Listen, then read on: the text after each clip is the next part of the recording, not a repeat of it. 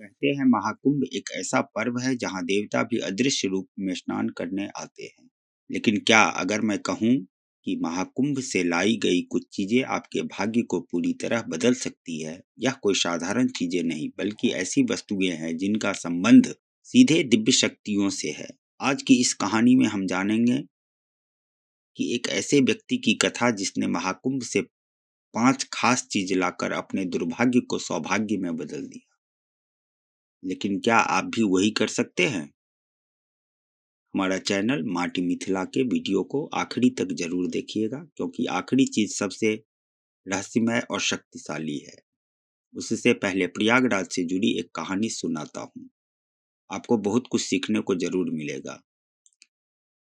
भाग्य बदलने की सीख जरूर मिलेगी। वीडियो पसंद आएगा तो कृपा करके आप हमारे वीडियो को लाइक, कमेंट और हमारे चैनल को सब्सक्राइब जरूर कर दीजिएगा।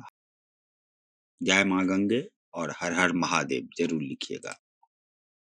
प्रयागराज के एक छोटे से गांव में रामू नाम का एक गरीब हलवाई रहता था। उसकी मिठाइयाँ बहुत ही स्वादिष्ट होती थी, लेकिन उसकी दुकान में कभी भी ज्यादा ग्राहक नहीं आते थे। रामू की पत्नी ने एक दिन कहा, क्यों न इस बार महाकुंभ जाकर स्नान करें और भगवान से आशीर्वाद मांगे। रामू को विचार अच्छा लगा। उसने अपनी दुकान बंद की और पत्नी के साथ महाकुंभ के लिए निकल पड़ा। महाकुंभ के मेले में रामू और उसकी पत्नी संगम स्नान के बाद घाट पर बैठे थे। तभी एक बूढ़े संत उनके पास आए। संत के पास एक पुराना दीपक था। उन्होंने रामू से कहा, बेटा यह दीपक तुम्हारे लिए है। इसे अपनी दुकान में रोज जलाना। जब तक यह जलता रहेगा तुम्हारे जीवन में कोई कमी नहीं होगी। रामू ने झिझकते हुए दीपक ले लिया और धन्यवाद दिया, लेकिन उसकी पत्नी को संत की बातों पर भरोसा नहीं था। उनकी पत्नी ने सोचा, यह तो बस एक साधारण सा दीपक है, इससे क्या होगा। रामू ने दीपक को अपनी दुकान में रख दिया। रोज सुबह वह पूजा करके दीपक जलाता रहा और फिर काम शुरू करता। कुछ ही दिनों में रामू की दुकान में ग्राहकों की भीड़ लगने लगी। उसकी मिठाइयां दूर दूर तक प्रसिद्ध होने लगी। एक दिन एक ग्राहक ने रामू से पूछा, रामू भैया तुम्हारी मिठाइयां में ऐसा क्या है जो इतना स्वादिष्ट है। रामू मुस्कुराते हुए बोला, यह तो महाकुंभ के चमत्कारी दीपक साधु बाबा के दिए हुए दीपक का असर है। धीरे धीरे रामू की आर्थिक स्थिति बेहतर हो गई, लेकिन एक दिन उसका एक पड़ोसी जो उसकी तरक्की से जलता था, रामू के दुकान में आया और कहा, अरे रामू, यह सब तुम्हारे मेहनत का नतीजा है, दीपक का क्या। रामू को लगा शायद उसका पड़ोसी सही कह रहा है। उसने दीपक जलाना बंद कर दिया। जैसे ही दीपक बुझा, उस दिन से ग्राहकों की संख्या कम होने लगी। मिठाइयों का स्वाद भी बदल गया। रामू को अपनी गलती का एहसास हुआ।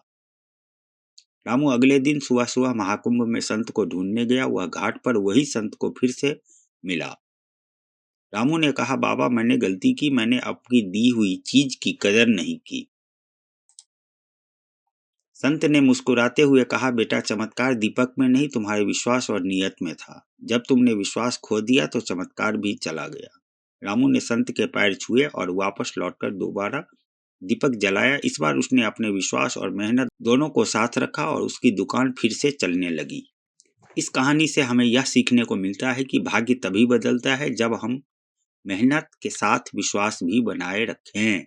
महाकुंभ एक अवसर है जहां हम अपने मन की नकारात्मकता को धोकर नई ऊर्जा और विश्वास के साथ लौट सकते हैं।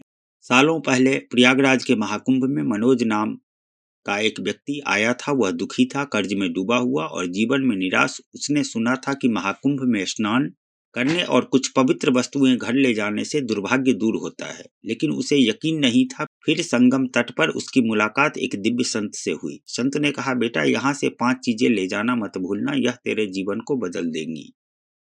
मनोज ने संत से पूछा, कौन सी 5 चीजें। बाबा ने मुस्कुराते हुए कहा, धैर्य रखो, मैं तुम्हें बताऊंगा।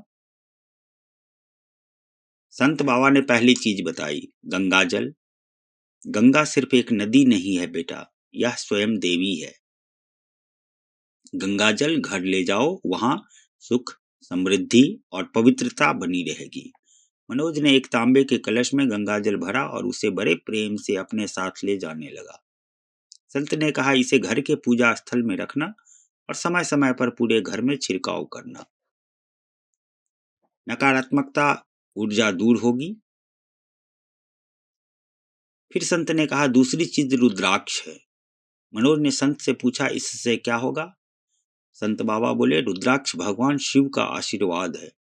इसे धारण करने से शरीर और मन दोनों की रक्षा होती है। मनोज ने एक 5 मुखी रुद्राक्ष मंगवाया और उसे धागे में पिरोकर पहन लिया।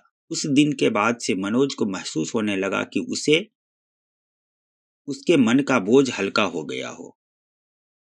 संत बाबा ने तीसरी चीज भी बताई, विभूति या भस्म। यह मृत्यु और पुनर्जन्म का प्रतीक है। इसे मस्तक पर लगाने से बुरी शक्तियां दूर होती है। मनोज ने विभूति ली और उसे बड़े सहज कर अपने पास रख लिया। संत ने कहा, इसे घर के मुख्य दरवाजे पर लगाना, बुरी शक्तियां भीतर नहीं आ पाएंगी। अब चौथी चीज, संगम की पवित्र मिट्टी। संत बाबा बोले, जहां 3 पवित्र नदियां मिलती है उस संगम की मिट्टी दिव्य है। इसे घर ले जाकर आंगन में छिड़कने से परिवार में सुख शांति बनी रहती है। मनोज ने संगम तट की मिट्टी ली और उसे एक कलश में भर कर ले आया।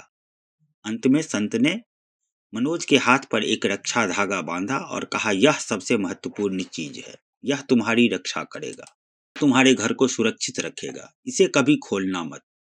मनोज ने उस धागे को बड़े प्रेम से स्वीकार किया। महाकुंभ से लौटने के बाद मनोज ने वह सब कुछ किया जो संत बाबा ने उसे बताया था।